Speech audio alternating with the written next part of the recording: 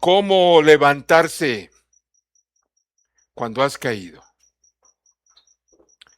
Sí, estoy hablando de cómo levantarse después de un pecado que has cometido. ¿Cómo es que tú puedes levantarte en tu vida espiritual, en tu vida personal, en tu vida después, insisto, de haber cometido un pecado grave o de haber estado en un estado de pecado? Porque tendemos a pasar a hacer exactamente lo que el diablo desea, que es pues que ya se convierta en tu estado, ¿no? Ya se convierta en un estado de amargura, en un estado de pasividad, en un estado, en fin.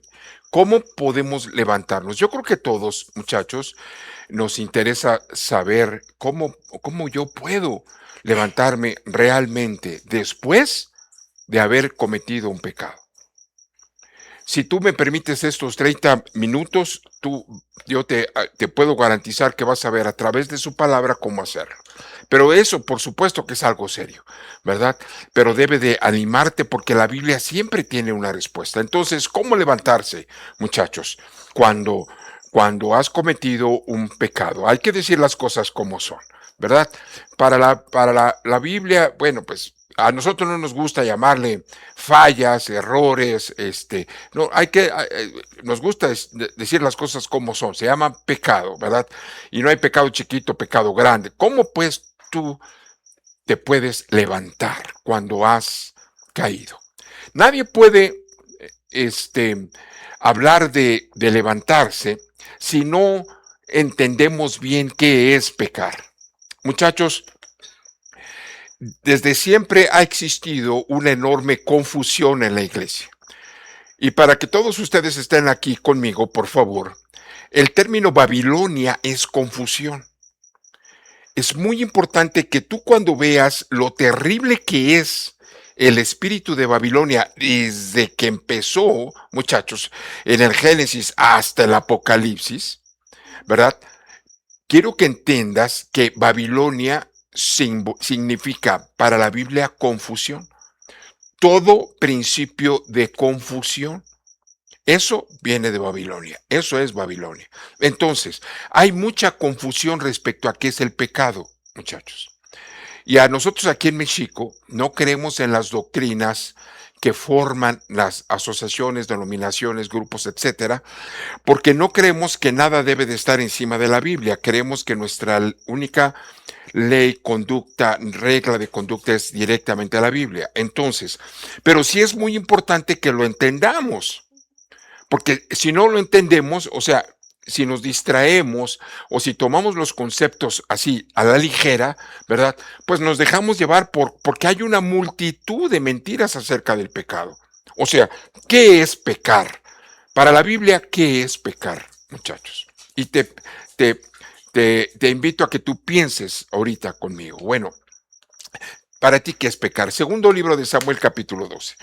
Este domingo, el pastor de jóvenes aquí en México, que es mi hijo Ronnie, predicó sobre una etapa difícil para el profeta David, para el rey David, pero que nos da un ejemplo de cómo comportarnos en esas épocas difíciles para el profeta David. Entonces, uno aprende de los líderes no solamente en sus buenas, yo creo que uno aprende más de los líderes en sus malas. Cómo David se comportó, ¿verdad? Eso vimos hace 8 días. Entonces, aprovechando esto, si no lo has, perdón, el domingo, si no lo has visto, velo, muchachos. Segundo libro de Samuel, capítulo 12, versículo 9 dice, ¿por qué despreciaste mi palabra e hiciste lo que no me agrada? El Señor le dice a David a través del profeta Natán y le dice, ¿verdad? Lo que para Dios es pecado.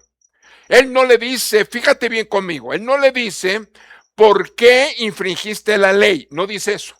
Porque hay muchísima gente que simplifican el pecado con haber infringido la ley. Bueno, para la Biblia es algo mucho más amplio que eso. No solamente es que no cumpliste uno de los 10 mandamientos, no, o que no cumpliste con la ley, no. Pecado es algo mucho más amplio, muchachos, que eso. Y para la Biblia esto es pecado. Dice, ¿por qué despreciaste mi palabra e hiciste lo que no me agrada? O sea, ¿qué es pecar? Yo les invito a que, de verdad estoy hablando en serio, se lo aprendan hasta de memoria. Pecar es despreciar su palabra y hacer lo que no agrada al Señor. Porque aquí en México, como bien dijo Betsa, no nos dejamos llevar por el chat GPT, ni por la IA, ni por la doctrina de la izquierda, ni la doctrina de la derecha, ni la publicación más rápida que venga.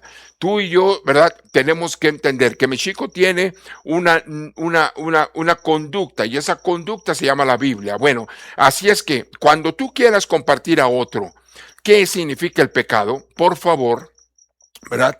Comenta lo siguiente: para nosotros, pecado es lo que dice la Biblia. ¿Y qué dice la Biblia? Es despreciar su palabra y hacer lo que no agrada al Señor. Todo lo que no agrada al Señor, eso es pecado. Eso es pecado. Entonces yo no necesito, ¿verdad? Que quede muy claro, yo no necesito que la Biblia me diga que fumar marihuana no es pecado. No lo necesito. Sé que eso no agrada al Señor, por lo tanto es pecado. No necesito que la Biblia me diga que drogarse con cocaína, perdón, que es pecado. Como no lo dice, bueno, yo no necesito que lo diga porque yo sé que eso no agrada al Señor. Cualquier cosa que no agrada al Señor y que desprecia su palabra, ojo.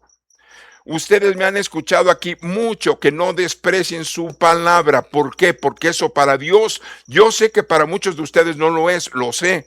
Es evidente, desprecian el diplomado, desprecian los cursos, desprecian su palabra, desprecian el ahora es cuando, desprecian el con todo, desprecian su palabra, muchachos. Bueno, eso es pecado. Y como consecuencia de eso, vas a hacer lo que a Dios no le agrada. Ahora, eso es algo tremendo. Porque muchachos, la Biblia dice que todo lo que no hacemos con fe, perdóname, la Biblia dice al revés, dice, o sea, lo que quiero decir ahorita es que la Biblia dice que la fe, todo lo que hacemos con fe agrada al Señor, ¿correcto? Y por eso dice después que lo que no hacemos con fe, ¿verdad? Es pecado. ¿Por qué dice eso? Porque San Pablo, quien lo dice, tenía muy claro que pecado es despreciar su palabra y hacer lo que no agrada al Señor. Entonces, que nos quede muy claro, para nosotros yo necesito, pastor, ¿esto es bueno o es malo? Mira, tú sabes lo que agrada a Dios. Entonces, es pecado. Pero es que la Biblia no lo dice, sí lo dice. Dice que pecado es hacer lo que no agrada al Señor. Eso es pecado. Así es que en tu vida revisa. Y si tú estás haciendo algo que no agrada al Señor, yo te digo que estás pecando. Y si tú por alguna cosa desprecias al Señor, su palabra, por cualquier cosa, eso es pecado. Entonces, situémonos, muchachos. ¿Qué es pecar? Es despreciar su palabra y hacer lo que no agrada al Señor. Consecuencias del pecado. Número 2.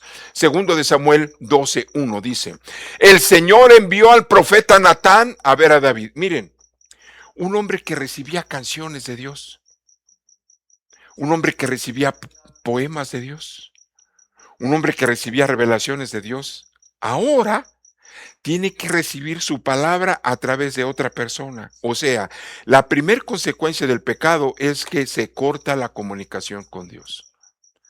Y no le den vuelta, o sea, México, tierra de Dios, familia de Dios, no le den vuelta.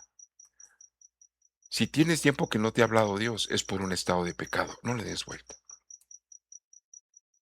Si Dios a ti en lo personal no tiene un lenguaje, el que tú tengas, el que quieras. Yo estoy muy agradecido con Dios porque desde hace años el Señor decidió tener un lenguaje con México, con la familia. Los que son de México lo saben. El lenguaje de la lluvia, o sea, y hemos aprendido. Bueno, ¿por qué estoy tan agradecido? Porque Él decidió tener un lenguaje. Y cuando pasamos meses, ¿verdad? Que sin ese lenguaje yo me empiezo a preocupar. Cuando pasamos semanas me empiezo a preocupar. Porque Dios me puede estar hablando a mí, pero si no nos habla a México es porque hay pecado en México. La primer consecuencia del pecado se corta la comunicación con Dios, totalmente.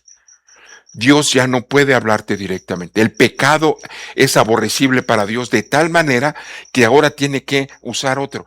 Vean la confusión de Babilonia. Vean cómo es de Babilonia de trampos. La misma iglesia instituyó que no quieren recibir de parte de Dios directamente, sino que sea a través de otra persona. ¿Me explico? O sea, exactamente las consecuencias del pecado. La iglesia las desea. Es increíble. Entonces se corta la comunicación con Dios. Muchachos, segundo Samuel 12:9. Has asesinado a Urías elitita. Ya le dijo Dios a través de Natán.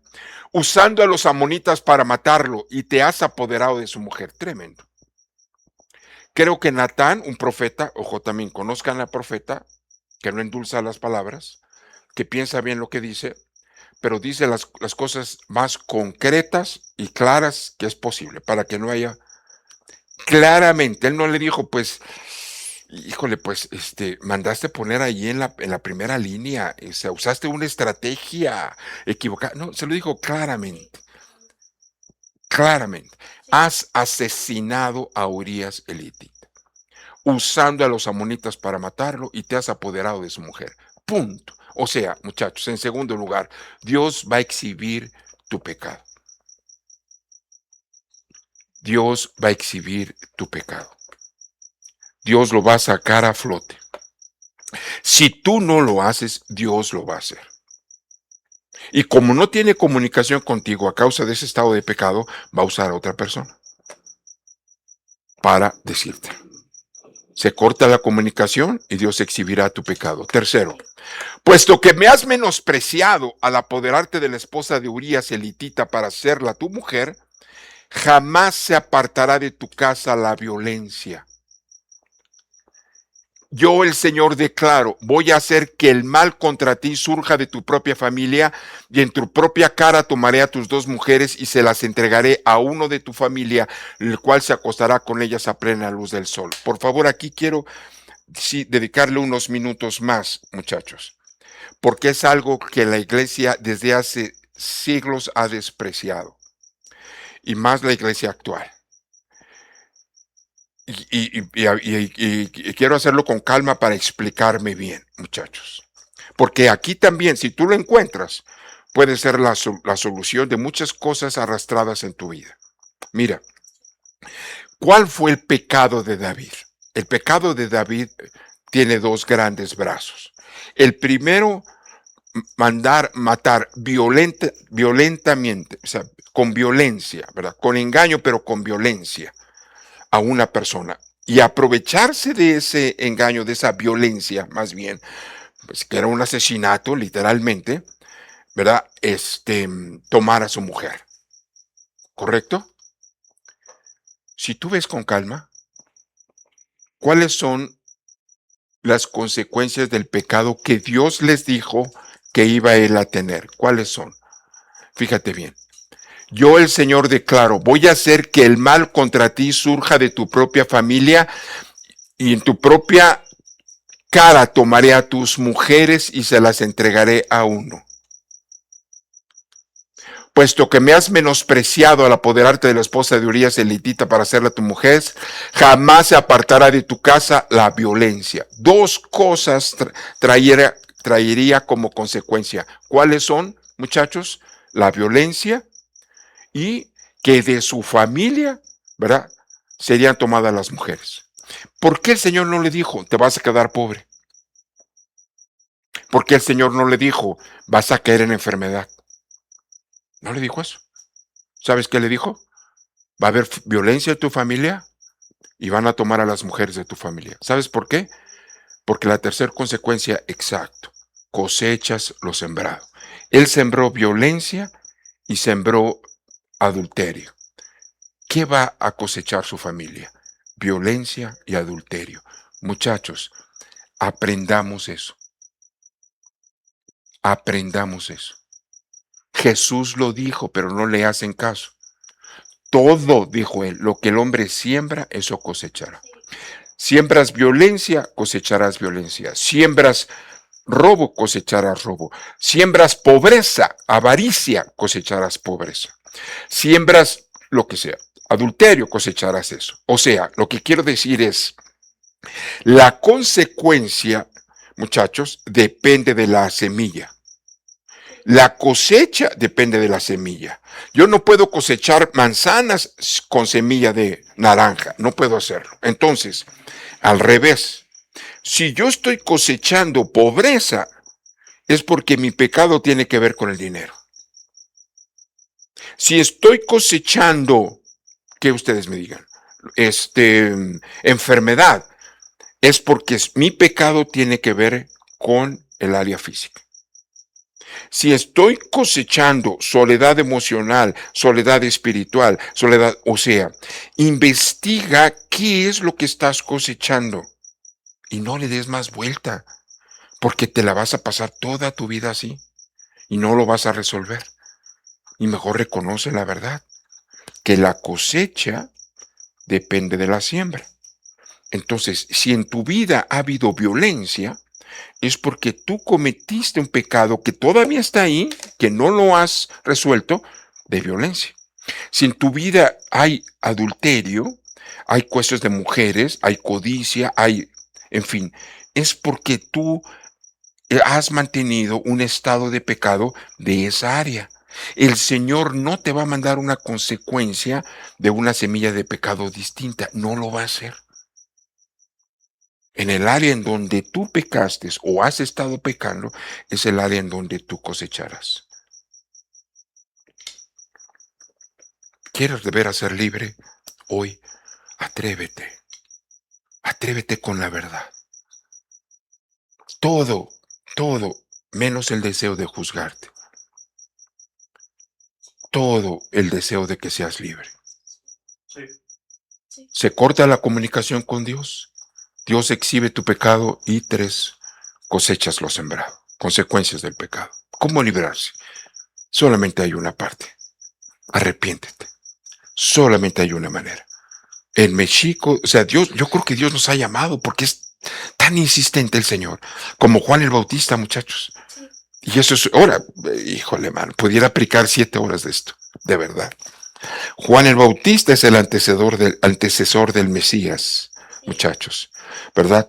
Entonces, México Dios lo usa, por supuesto, como muchos otros hermanos, ¿verdad? Como Juan el Bautista, para abrir brecha al Señor que viene en su segunda venida, en nosotros. Entonces, ¿cuál es el mensaje de Juan el Bautista? Arrepiéntanse y crean. ¿Cuál es el mensaje de México? Arrepiéntanse y crean. Sí. Crean. Atrévanse a creer. Arrepiéntate. ¿Pero qué significa arrepiéntete? Segundo de Samuel 12:13. David, en el momento en que Natán lo fue, él admitió ante Natán y dijo, he pecado contra el Señor. Inmediatamente, muchachos. No le dio vuelta. Cometió un gravísimo pecado, sí, es cierto. Pero no podemos evadir el otro lado. No podemos condenarlo. Ni tampoco podemos no aprender. Una cosa va con la otra, muchachos.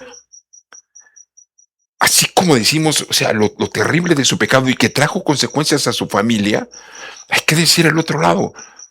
Él reconoció inmediatamente. ¿Y qué dijo? No dijo, híjole, me equivoqué. No dijo eso. No dijo, cometí un grave error. Se me hace que fui mal aconsejado. Ah, basura, muchachos. Él dijo, he pecado, punto. He pecado contra el Señor. Reconoce tu pecado. No hay arrepentimiento sin reconocimiento. No lo hay. No lo hay. Todas aquellas gentes que te salen con ese infantilismo, muchachos, enanismo espiritual que abunda en las iglesias. Muchos escritores le llaman el síndrome de Blancanieves y los 7 enanos, ¿verdad? Yo les digo, qué terrible, qué terrible. Cuando te salen con que, bueno, si en algo la ofendí, o sea, mira, o sea, dan ganas de decirle, o sea, por favor, ya ni sigas, o sea, ya sea lo que donde vas, me va a caer más mal, ¿verdad? Y vas a hacer que yo peque contra ti, mano, porque me dan ganas de agarrarte un zapatazo. Ya ni si- o sea, no, si en algo, y si acaso yo dije algo que te ofendiera, o sea, casi, casi, mira, yo soy la Virgen, pero si yo, mira, o sea, por favor, David dijo, he pecado, reconoce tu pecado. La hipocresía, la falsedad solamente te hunde, muchachos. Eso es arrepentimiento, reconocer tu pecado, pero también es, o sea, en adición, segundo de Samuel 12:16, David rogó a Dios por el niño. Sucede que el niño nace, pero se enferma gravemente. Natán le dijo, le va a caer una enfermedad muy grave, muy grave. Entonces, pasa 7 días, muchachos, él ayunando, pidiéndole a Dios que lo resucite, por supuesto, porque él creía, ¿verdad? 7 días ayunando, solamente tomando agua, muchachos, y pidiéndole a Dios, resucítalo, acostado así en el suelo, resucítalo, Señor, resucítalo, porque fue mi culpa, no es su culpa. David rogó a Dios por el niño y ayunó y se pasó las noches acostado en el suelo, el rey, el rey. Segundo, no hay arrepentimiento, muchachos, si no hay aceptación de las consecuencias. Hay que enfrentar las consecuencias. Él no clamó, disculpe, discúlpeme. Cuando ustedes ven que él reclamó, digo, pero Señor, ¿qué culpa tiene mi hijo? Pero Señor, tu palabra dice que tú todo lo puedes, Señor, y tú, como Eliseo, Señor, así también tú puedes resucitar a mi hijo. Yo soy el rey, yo te llamé, o sea, ¿quién dice eso? Él aceptó las consecuencias y las enfrentó. O sea, dijo, yo aquí, o sea, él dice en la Biblia que él puso a ayunar a la esposa, puso a ayunar a nadie. Él solo se puso a ayunar. Dijo, yo soy responsable aquí. Y todo el mundo lo supo, que el rey estaba ayunando. Acepta las consecuencias de frente. Muchachos, hace falta mucho carácter en la iglesia. Sinceramente, o sea,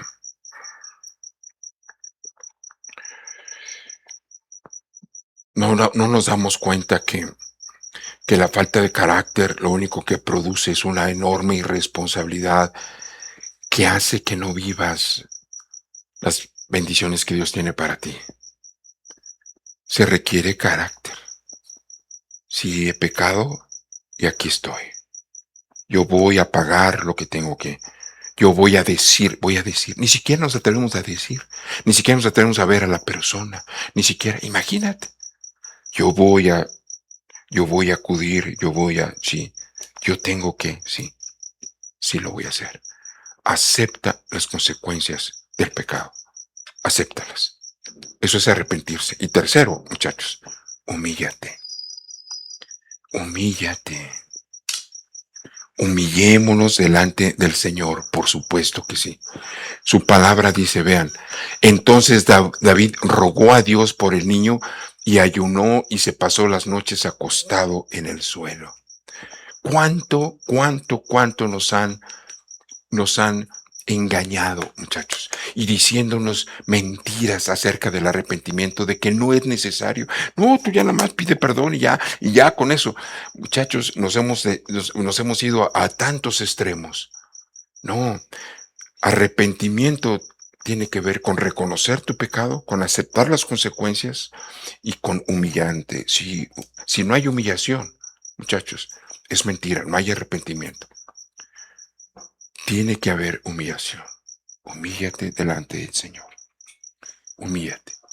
No quiero decir aquí, no estoy diciendo que permitas que alguien te humille. No, te sobaje. No estoy diciendo eso. Lo que sí estoy diciendo es que tú tienes que tener la actitud de humillarte y decir, yo pequé, pido perdón, yo pequé. Humillarte. ¿Cuánta falta nos hace? ¿Cómo levantarse? ¿De veras quieres levantarte? ¿De verdad? Sigue paso 1, sigue el paso 2, sigue el paso 3 y te tengo la cereza del pastel, pero es la que más te va a doler. Porque es la que casi estoy seguro que 10 de los 10 que me están escuchando no lo han escuchado.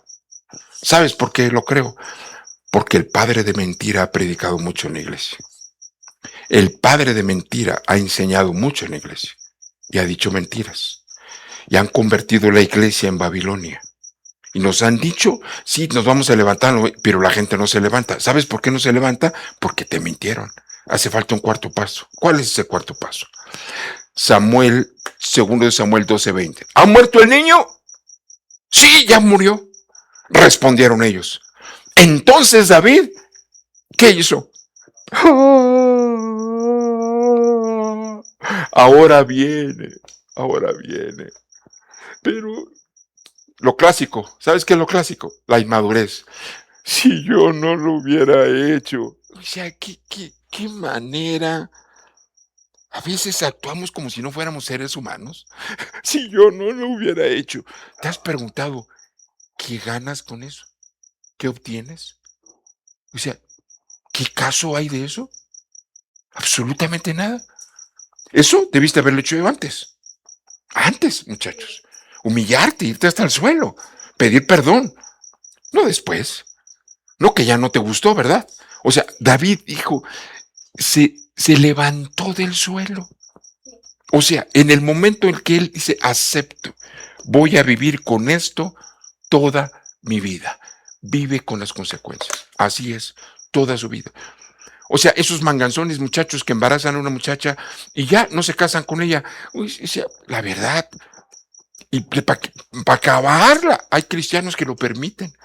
Hay papás que son pocos hombres y lo permiten, muchachos. ¿Qué están haciendo? ¿Qué tipo de mujer, qué tipo de bebé? ¿Cómo van a ser ese bebé? No, no, no, no. Tú y yo todos tenemos que vivir con las consecuencias, vivir con ellas, vivir y entender. ¿Qué dijo San Pablo? El Señor me dijo, bástate mi gracia. Muy bien, viviré con mi problema en el ojo toda mi vida. Vámonos, vamos para adelante, esto no me va a detener. Y es igual. Ni mi propio pecado, ni las consecuencias de mi propio pecado me van a detener. Yo estoy aquí no para llorar, no para lamentarme, estoy aquí para cumplir el reino de Dios. Así es que cuando yo veo que Dios ya decidió, Él ya decidió, ya murió, ya decidió, es la decisión de Dios, la respetaré toda mi vida la respetaré. Y eso significa que toda mi vida cargaré con eso. Y cuando alguien me pregunte, yo tendré que decirle la verdad, sí. Sí, así fue. Yo, ¿verdad? Soy culpable de que uno de mis hijos haya muerto. Y algún día lo veré en el cielo y allá en el cielo lo abrazaré, lo que no le pude abrazar aquí. Se lo dirá David, claro que sí. Pero él es suficientemente hombre con carácter y muchachos con una relación con Dios tan profunda, tan madura, que hay un grado enorme de respeto aquí, muchachos. Dios ya lo decidió, ya. Levántate y vive con las consecuencias, no las evadas. Paga lo que debes. Toma chocolate si quieres. Vive con las consecuencias. ¿Ha muerto el niño? Sí, ya murió, respondieron ellos. David se levantó del suelo, ojo, se bañó, se perfumó. Aquí hay algunos que parece, bueno, aquí no. En la iglesia de enfrente, que parece que están en ayuno. O sea, no, ya báñense. Se perfumó y se cambió de ropa. O sea, se acabó. Ahora, aquí quiero aclarar lo siguiente. Miren, muchachos, ¿ustedes creen que bañarse, perfumarse y cambiarse de ropa te quita la tristeza de adentro? ¿Verdad que no? Claro que no. Pero cuidas la dignidad del rey. ¿Cuántos cristianos ni saben de lo que estoy hablando? Dios lo llamó para ser rey. No es digno que un rey se la pase todo el tiempo. No es digno eso. No es digno que la gente vea de ti a un pobre, bueno, alguien que no vive, ¿verdad?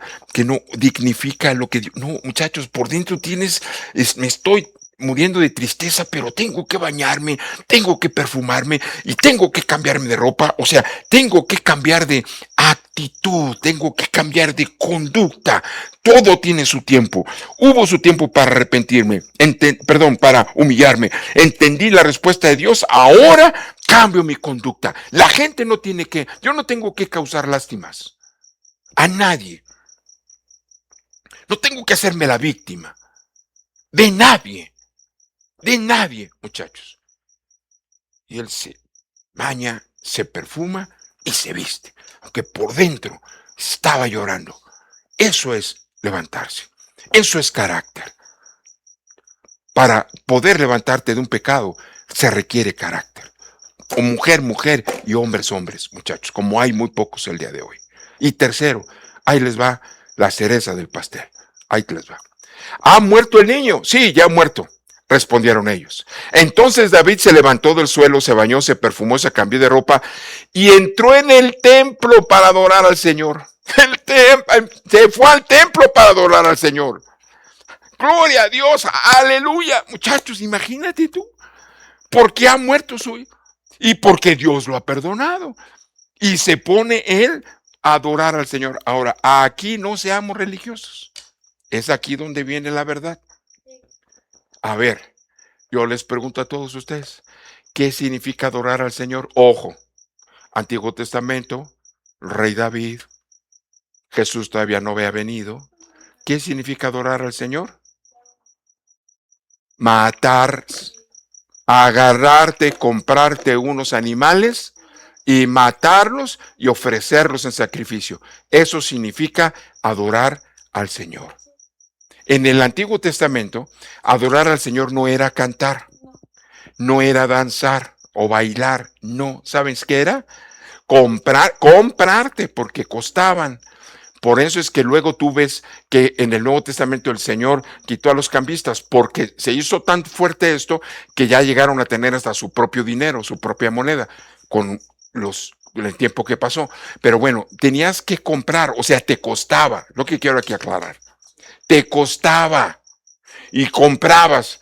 Y la Biblia no dice cuánto, muchachos, pero él tuvo que comprar sus animalitos para sacrificarlos. ¿Sabe lo que se llama esto en el Nuevo Testamento? En el Nuevo Testamento algo que está tan olvidado se llama frutos de arrepentimiento. Muchachos, no hay levantamiento si tú y yo no entendemos que ahora yo tengo que hacer un fruto de arrepentimiento. ¿Qué es un fruto de arrepentimiento? Demostrarle a Dios mi gratitud porque Él me perdonó. Pero de una manera tangible. No es orar, no, es que me duela. Algo que me duela y que me duela tanto que la próxima vez yo piense, no, o sea, mejor no invito al cine a esta chava, me va a salir más caro el becerro que tengo que comprar, me tiene que doler y eso nunca te lo han predicado. Por eso no nos levantamos. Me tiene que doler, no, me tiene que doler. ¿Me estoy explicando? Sí. En el Nuevo Testamento se llaman frutos de arrepentimiento. Sí. O sea, la gente llegaba con sus ofrendas, muchachos. Sí. Y eso es que estoy bien agradecido con Dios. Dios me perdonó. Y no tenías que decir nada más. ¿Por qué creen que la Biblia insiste? ¿Cuántas veces ustedes no han escuchado que la Biblia insiste? Tenía para sobrar en el templo. Porque la gente siempre que se arrepentía, traía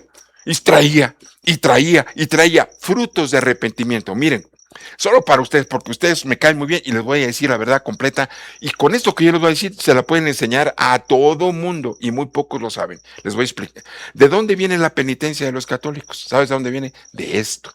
A ver si me explico.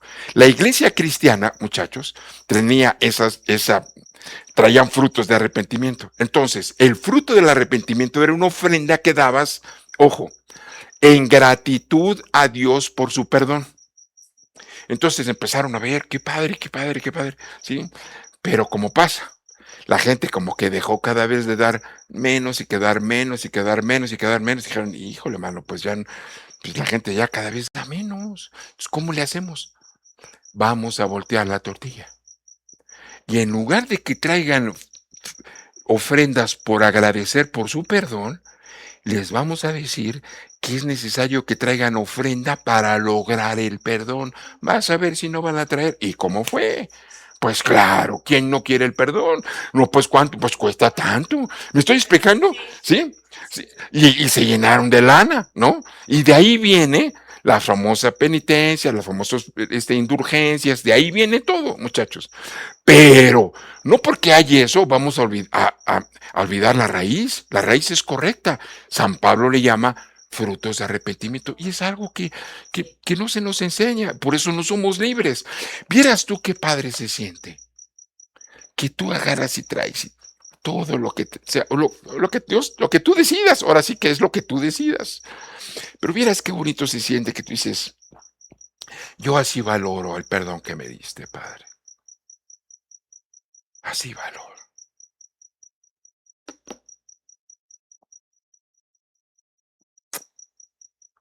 La verdad vale más. Pero esto es lo que tengo.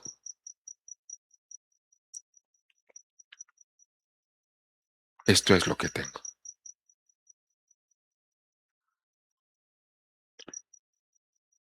¿Cómo no va a haber liberación? Imagínate tú, David trae sus becerros y los ofrece en el sacrificio y cae fuego, muchachos. Y cuando cayó fuego sobre el altar, ¿qué crees que sintió David? Un descanso tremendo. Cuando está aquí el canasto y yo agarro, aquí está, Señor, entre tú y yo. Traigan la canasta más grande que puedan. Y yo traigo aquí el canasto y luego, Señor, aquí está, Señor. Entre tú y yo nada más, es un secreto entre tú y yo. Tú sabes cuánto eso representa para mí y me duele. Me pude haber comprado esto o lo que sea. Voy a darles un secreto. Mi esposa sabe una parte nada más. Yo cometí un gravísimo error, pecado en mi vida, la peor decisión que pude haber tomado en mi vida, primero. Me trajo muchas consecuencias. Y hubo un tiempo que yo aprendí, yo dije, Padre, como me perdonaste, pero ¿cómo yo te pago? Y yo le prometí al Señor un porcentaje alto de mis ingresos. Dije, Padre, yo voy a vivir con tanto. Te voy a... Solo porque no me mataste, Señor. Me permitiste seguir vivo. Me permitiste, sí, para mí es un infierno, pero estoy vivo. Puedo servirte un poco de mi tiempo, etcétera. Y eso es mucho más de lo que yo merezco. Padre, cuando yo me di cuenta que era un enorme pecado lo que yo había hecho, Padre, y yo decidí, y cada mes que me pagaban en aquel tiempo por mes, yo sentía alivio, mucho alivio, porque decía, o sea, la verdad es que vale mucho más lo agradecido que yo estoy. Frutos, muchachos, de arrepentimiento. Sí, yo te invito a que tú valores tú. Yo no te estoy diciendo 3 pesos o 30 pesos. No. Lo que te estoy diciendo es el que tiene que valorarles tú, pero inclúyelo. ¿Cómo levantarte?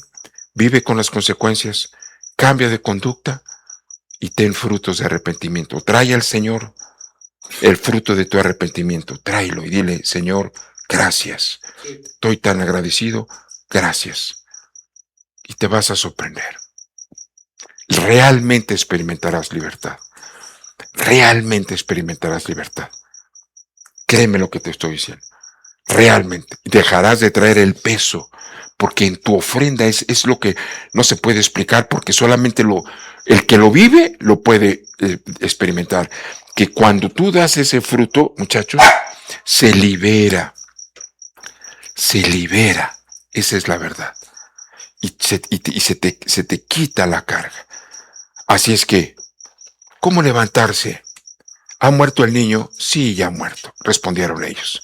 David se levantó del sueldo, se bañó, se perfumó, se cambió de ropa y entró en el templo. Después fue a su casa, pidió de comer y comió. Hoy te invito a que reanudes tu vida. A que reanudes tu vida. Pero la mayoría nos predican nada más el 4. Y te han mentido. La verdad es que tienes que vivir con las consecuencias. Tienes que cambiar de conducta.